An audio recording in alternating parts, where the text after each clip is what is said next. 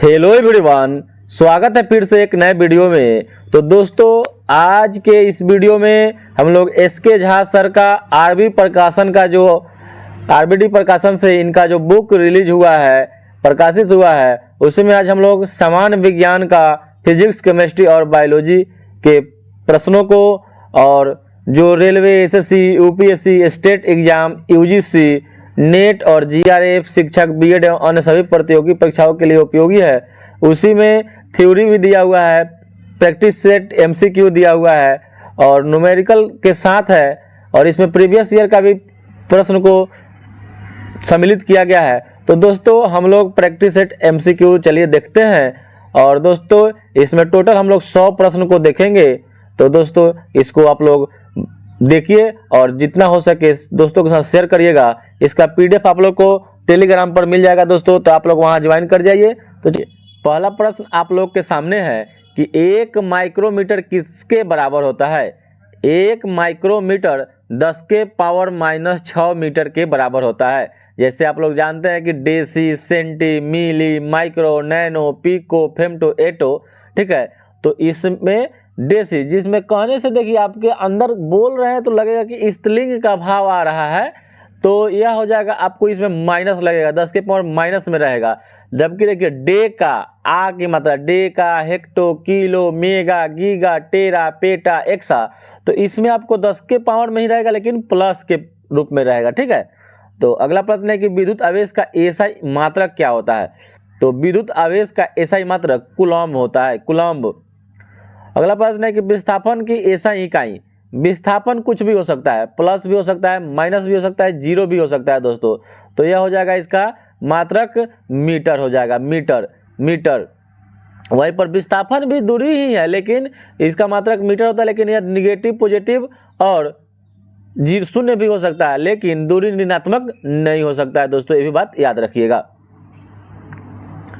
निम्नलिखित में से किन भौतिक मात्राओं की इकाई एक सामान्य होता है। दोस्तों, इस प्रकार के प्रश्न आपको रेलवे में बहुत बार पूछेगा, ठीक है, क्योंकि हम लोग एग्जाम दिए हैं और देने के बाद हम लोग सफल भी हो चुके हैं, तो हम लोग को मालूम है दोस्तों, ठीक है।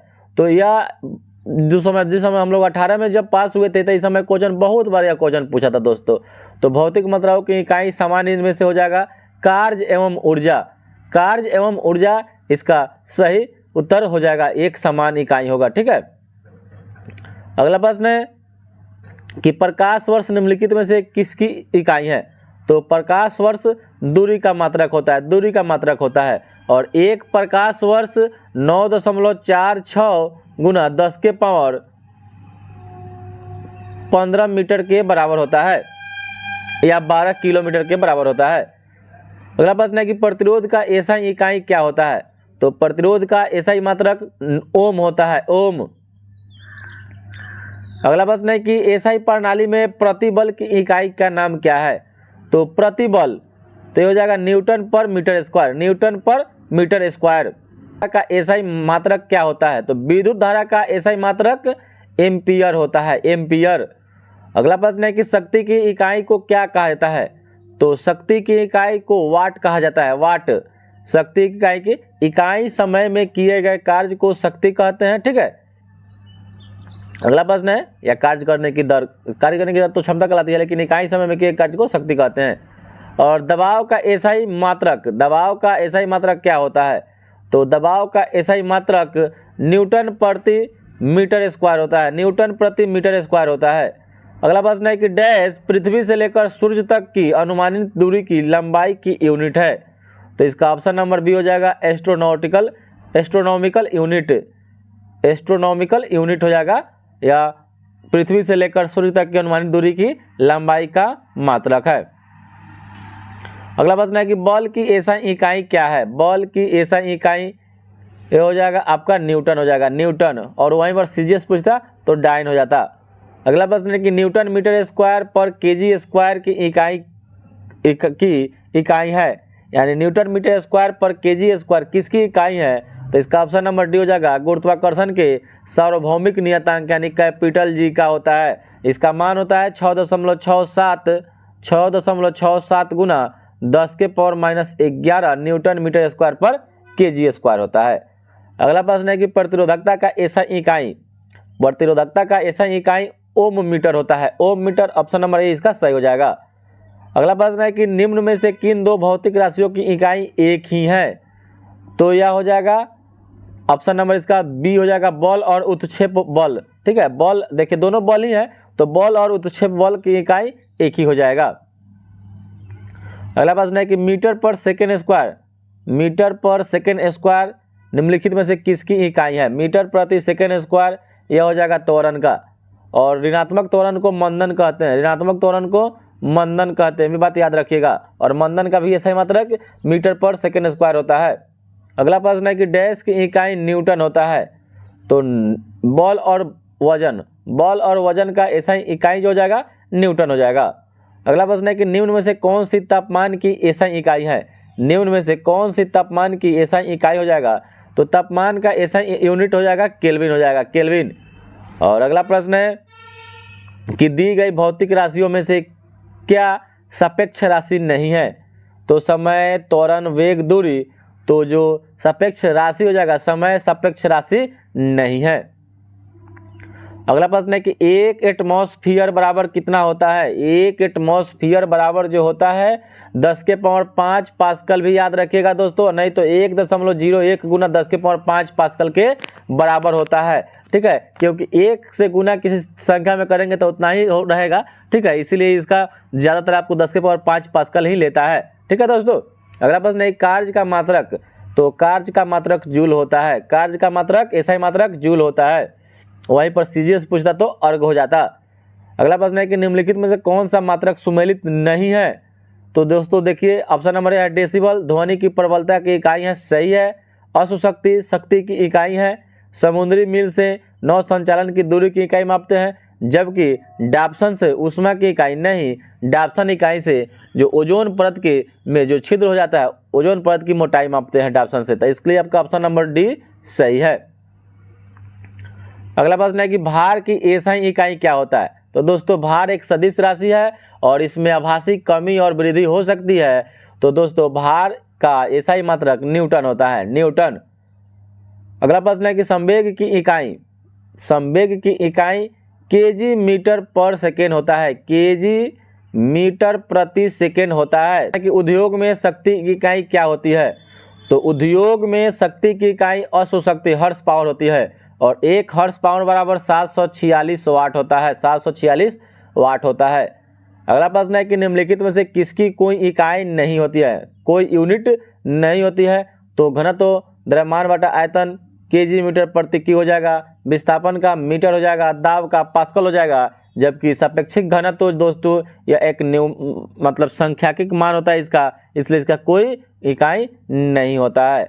अगला प्रश्न है कि प्रदीप्ति का माप निम्न में से किसका उपयोग करके की जाती है, तो प्रदीप्ति का माप लक्स मीटर से की जाती है, लक्स मीटर से की जाती है। और अगला प्रश्न है कि आवेग का मात्रक, आवेग का मात्रक न्यूटन सेकेंड होता है, न्यूटन सेकेंड होता है, न्यूटन सेकेंड। अगला प्रश्न है कि निम्नलिखित में से किसकी इकाई ऊर्जा की इकाई के समान होती है, तो किसकी इकाई ऊर्जा के इकाई के समान होती है, तो यह इसका सही उत्तर हो जाएगा कार्य की, कार्य। और अगला प्रश्न देखते हैं दोस्तों कि सूची 1 को सूची 2 से मिलान करना है। एक तरफ भौतिक राशि है, एक तरफ उसका मात्रक दिया हुआ है। तो देखिए दोस्तों त्वरण, त्वरण का हम लोग जानते हैं कि मीटर प्रति सेकेंड स्क्वायर होता है, बल का न्यूटन होता है, कार्य का जूल होता है, आवेग का न्यूटन सेकेंड होता है। तो इसका सही उत्तर ऑप्शन नंबर ए हो जाएगा, ऑप्शन नंबर ए हो जाएगा। अगला प्रश्न है कोणीय विस्थापन का मात्रक, तो कोणीय विस्थापन का मात्रक रेडियन होता है, कोणीय विस्थापन का मात्रक रेडियन होता है। अगला प्रश्न है कि 1 पार्सेक निम्नलिखित में से किसके बराबर होता है, 1 पार्सेक निम्नलिखित में से किसके बराबर होता है, तो 1 पार्सेक 3.26 प्रकाश वर्ष के बराबर होता है, 3.26 प्रकाश वर्ष के बराबर होता है। या इसको मीटर में बदलेगा तो 3.08 गुना 10 के पावर 16 मीटर के बराबर होता है दोस्तों। अगला प्रश्न है कि 1 नैनोमीटर, तो 1 नैनोमीटर 1/10 के पावर 9 मीटर के बराबर हो जाएगा, 1/10 के पावर 9 मीटर या 10 के पावर -9 मीटर के बराबर होगा। जैसे भी आपको ऑप्शन में रहे वैसे ही आपको फॉर्म याद रखना है, ठीक है। माइनस को पावर में नीचे लाएंगे तो 1/10 के पावर में प्लस में हो जाएगा दोस्तों, ठीक है। अगला प्रश्न है कि एक पिकोमीटर 10 के पावर माइनस 12 मीटर के बराबर होता है। 10 के पावर माइनस 12 मीटर के बराबर होता है। अब इसी को कहेंगे तो 1/10 के पावर 12 हो जाएगा, लेकिन ऊपर जाएगा तो फिर माइनस हो जाएगा। अगला प्रश्न है कि जूल, 1 जूल बराबर क्या होता है। तो 1 जूल बराबर 1 न्यूटन गुना 1 मीटर को 1 जूल कहते हैं। 1 न्यूटन गुना 1 मीटर को जूल कहते हैं। अगला प्रश्न है कि पास्कल की इकाई, पास्कल इकाई है, पास्कल किसकी इकाई है। तो पास्कल दाब की इकाई है, पास्कल दाब की इकाई है। अगला प्रश्न है कैंडेला मात्रक है, कैंडेला यह ज्योति तीव्रता का मात्रक है, ज्योति तीव्रता का मात्रक कैंडेला होता है। अगला प्रश्न है कि पार्सेक इकाई है, पार्सेक दूरी मापने की सबसे बड़ी इकाई को पार्सेक बोलते हैं। दूरी मापने की सबसे बड़ी इकाई को पार्सेक बोलते हैं। राशि के उदाहरण में से बताना है। अदिश राशि के उदाहरण इसमें से ऑप्शन नंबर बल है, त्वरण है, तापमान है, संवेग है। तो ये इसमें से बल, त्वरण और संवेग सदिश राशि है, जबकि तापमान जो होता है अदिश राशि होता है। अगला प्रश्न है कि निम्नलिखित में से किस समूह में सभी राशियां सदिश हैं। इसमें से आपको बताना है। ऑप्शन नंबर ए में है कार्य, ऊर्जा और बल, चाल, त्वरण और वेग, वेग, त्वरण और बल। तो वेग, त्वरण और बल यह सभी सदिश राशियां हैं, सभी सदिश राशियां हैं। अगला प्रश्न है कि सदिश राशि के उदाहरण इसमें से कौन आपका ऑप्शन नंबर हो जाएगा।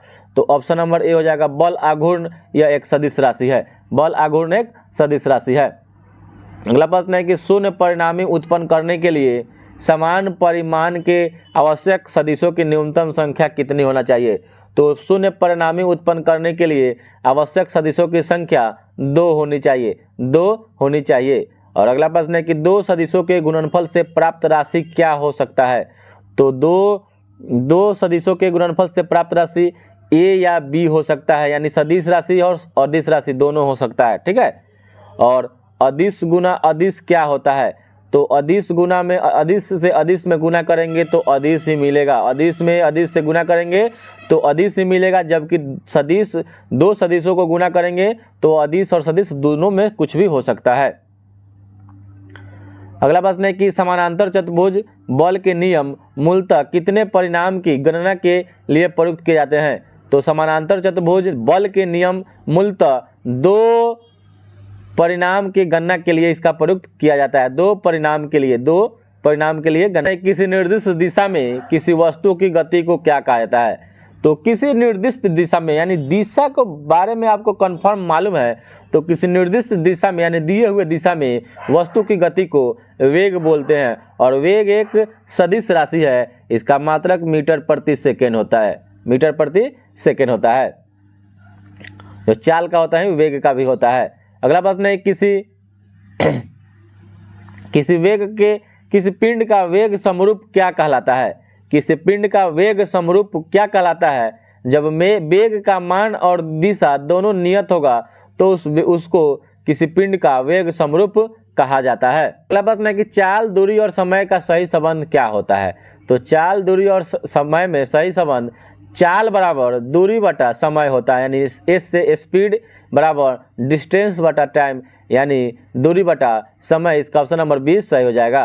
अगला प्रश्न है कि तत्कालिक वेग और औसत वेग तब बराबर होते हैं जब वस्तु, तत्कालिक वेग और औसत वेग तब बराबर होते हैं जब वस्तु शून्य त्वरण में होगा तब। अगला प्रश्न है किसी पिंड का विस्थापन समय के समानुपाती पाया जाता है। तो कब, जब पिंड का वेग समरूप होता है तब। अगला प्रश्न है कि मुक्तावस्था में गिरते हुए एक पिंड द्वारा तय की गई दूरी समानुपाती होती है। मुक्त अवस्था में गिरते हुए एक पिंड द्वारा तय की गई दूरी समानुपाती होती है गिरने के समय के वर्ग के बराबर। बहुत ही वीवीआई प्रश्न है दोस्तों, गिरने के समय के वर्ग के बराबर होती है। अगला प्रश्न है कि 5 केजी की वस्तु पर 40 न्यूटन के बल लगाने से प्राप्त त्वरण का मान कितना हो जाएगा। तो दोस्तों इसमें 40 में 5 से भाग दे देंगे तो त्वरण हो जाएगा 8 मीटर प्रति सेकेंड स्क्वायर हो जाता है, 8 मीटर प्रति सेकेंड स्क्वायर हो जाएगा। अगला प्रश्न है कि एक भीड़ भाड़ वाली सड़क पर एक बस की गति डैश गति का एक उदाहरण है। एक भीड़ भाड़ वाली सड़क पर एक बस की गति जो है वह असमान गति का उदाहरण है, असमान गति का उदाहरण है। अगला प्रश्न है कि यदि वेग समय ग्राफ समय अक्ष के समानांतर हो तो क्या होगा। यदि वेग समय ग्राफ समय अक्ष के अंदर समानांतर हो तो उस स्थिति में वस्तु नियत वेग से चल रही होगी। अगला प्रश्न है कि दिए गए वेग समय ग्राफ का कौन सा भाग शून्य त्वरण को दर्शाता है। तो इसमें से आपको बताना है कि शून्य त्वरण को कौन दर्शाता है। तो ए बी है, बी सी है, सी डी है और ए डी है। तो दोस्तों इसमें से आपका समान त्वरण को दर्शा रहा है बी सी जो है समान त्वरण को दर्शा रहा है, क्योंकि पूरा देखिए इसका जो बराबर है समान त्वरण का है, ठीक है। तो इसमें बी सी जो है शून्य त्वरण को समान नहीं शून्य त्वरण को दर्शा रहा है। और गति का दूसरा समीकरण डैश और समय के बीच संबंध देता है।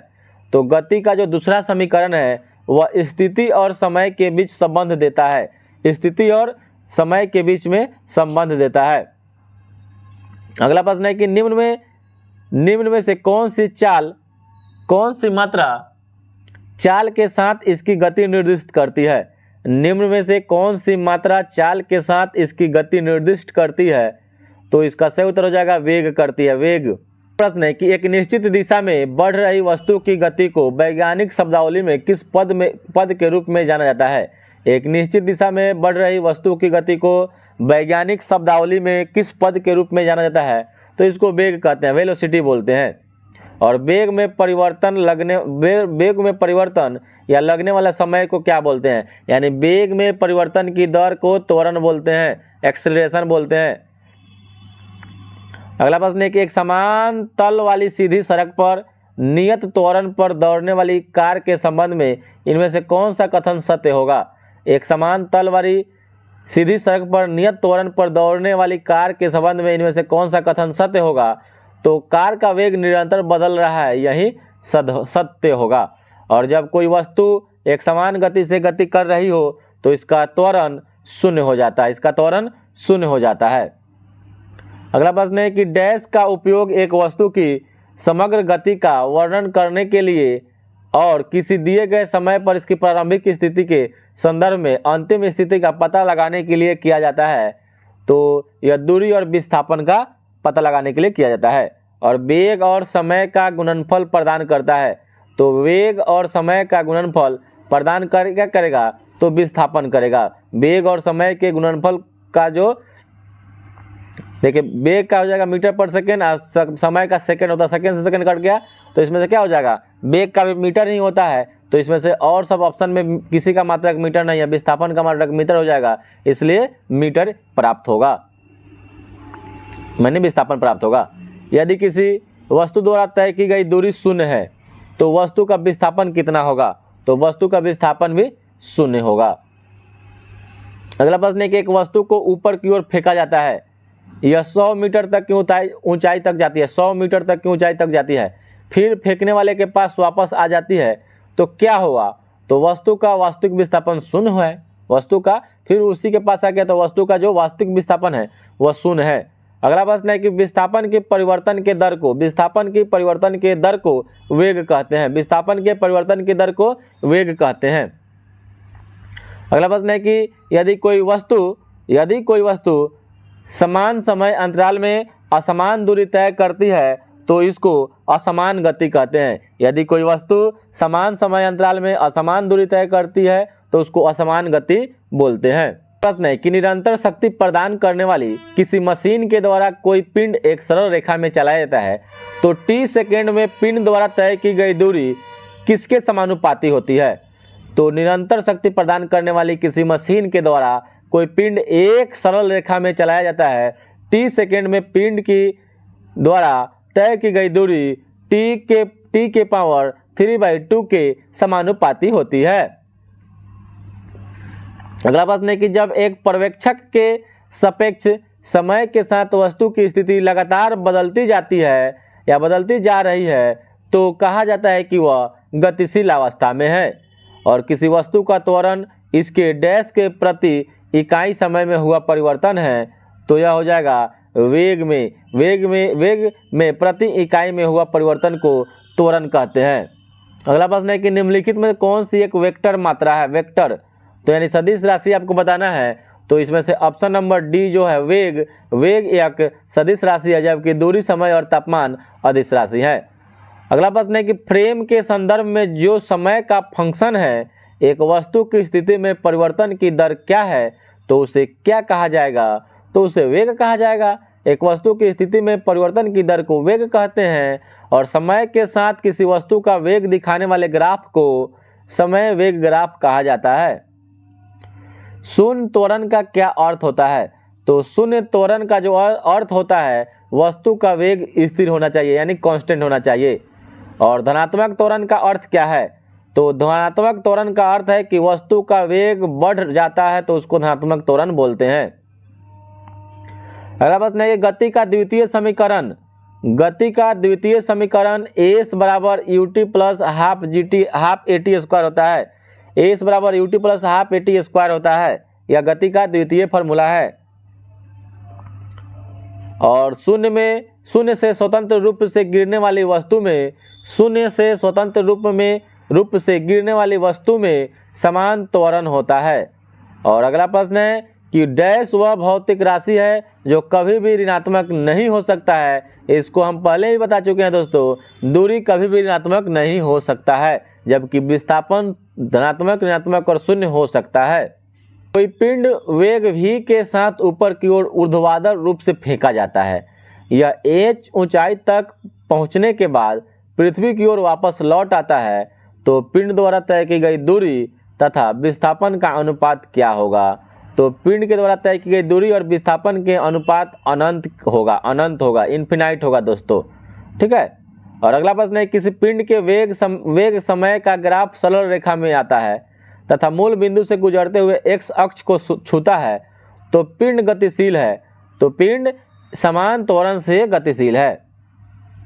अगला प्रश्न है किसी वाहन की गति माप यंत्र बताता है कि उसकी तक्षणिक चाल को, किसी वाहन की जो गति माप जो होता है ना स्पीडोमीटर वगैरह से या ओडोमीटर से, तो उसकी हम लोग तक्षणिक चाल को मापते हैं। और एक समान त्वरण पर गति के समीकरण में कौन सा समीकरण सही है, एक समान त्वरण पर तो v बराबर u प्लस ए टी समान त्वरण पर ही गति का समीकरण यह है। समान त्वरण पर गति का समीकरण v बराबर u प्लस ए टी हो जाता है। अगला प्रश्न है कि एक पिंड u वेग से ऊर्ध्वाधर रूप से एक फर्श से टकराता है तथा उसी गति से उछलता है तो गति में परिवर्तन क्या हो जाएगा, -2u हो जाएगा। गति में परिवर्तन -2u हो जाएगा। और अगला प्रश्न है किसी पिंड का वेग समरूप कहा जाता है। किसी पिंड का वेग समरूप कहा जाता है जब वेग का मान और दिशा दोनों नियत होता है तब। अगला प्रश्न है कि एक समान वृत्तीय गति में क्या होगा, तो एक समान वृत्तीय गति में चाल अचर और वेग चर रहता है। चाल अचर यानी स्पीड जो होता है वह कांस्टेंट होता है, जबकि वेलोसिटी जो होता है वह वेरिएबल होता है। अगला प्रश्न है कि वेग v से चलती हुई कार का ड्राइवर a दूरी पर अचानक सामने एक चौड़ी दीवार देखता है तो उसे क्या करना चाहिए, तो उसे तेजी से ब्रेक लगाना चाहिए, तेजी से मोड़ लेना चाहिए, a और b दोनों उसे करना चाहिए। और अगला प्रश्न है कि किसी पिंड का विस्थापन समय के समानुपाती पाया जाता है तो पिंड का त्वरण समरूप कहलाता है, पिंड का त्वरण समरूप होता है। अगला प्रश्न है कि मुक्तावस्था में गिरते हुए एक पिंड द्वारा तय की गई दूरी समानुपाती होती है। मुक्तावस्था में गिरते हुए एक पिंड के द्वारा तय की गई दूरी समानुपाती होती है गिरने के समय के वर्ग के बराबर, गिरने के समय के वर्ग के बराबर। अगला प्रश्न है कि मोटर गाड़ियाँ ए और बी के दूरी समय ग्राफ से क्या पता चलता है, तो ए और बी, देखिए ए और बी जो है ना इसी के दूरी समय ग्राफ से आपको क्या पता चलता है, तो इसमें पता यही चलता है कि पूरी दूरी तक ए की अपेक्षा बी अधिक वेग चाल से गया है। और अगला प्रश्न है कि निम्नलिखित ग्राफ क्या प्रदर्शित करता है, एक तरफ इसका वेग है, एक तरफ इसका समय है, ठीक है। तो इसमें से देख लीजिए दोस्तों, एक समान इसका क्या हो जाएगा, एक समान त्वरण इसका हो जाएगा, एक समान त्वरण हो जाएगा। और अगला प्रश्न है कि शून्य से स्वतंत्र रूप से गिरने वाली वस्तुओं की समान त्वरण होती है, जो त्वरण होती है समान होती है।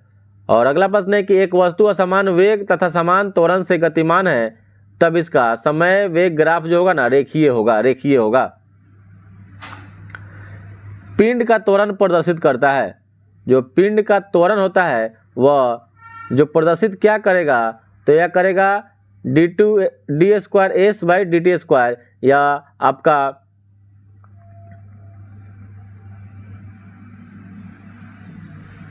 ऑप्शन नंबर बी इसका सही हो जाएगा। और एक कण एक समान वेग से गतिमान है, कण की गति के संबंध में निम्न में से कौन सा कथन सत्य हो जाएगा, तो इसका कथन नंबर बी हो जाएगा, इसकी त्वरण शून्य है, यही इसका सही उत्तर हो जाएगा। समान वेग से चलती किसी वस्तु का त्वरण क्या होगा, तो अगर एक समान वेग से चल रहा है तो किसी वस्तु का त्वरण शून्य होगा। और मंदता का अर्थ डैश त्वरण से है, तो मंदन का जो अर्थ है वह ऋणात्मक त्वरण से है, ऋणात्मक त्वरण को मंदन कहते हैं, रिटार्डेशन बोलते हैं। अगला प्रश्न है, किसी वस्तु का वेग व्यतीत हुए समय के समानुपाती होता है, तो वस्तु का या कि जो त्वरण होगा एक समान होगा। त्वरण क्या होगा, एक समान होगा। अगला प्रश्न है कि एक वस्तु की प्रति इकाई समय में वेग में परिवर्तन की माप क्या कहलाता है, तो किसी वस्तु की इकाई समय में वेग में परिवर्तन की माप को त्वरण कहते हैं।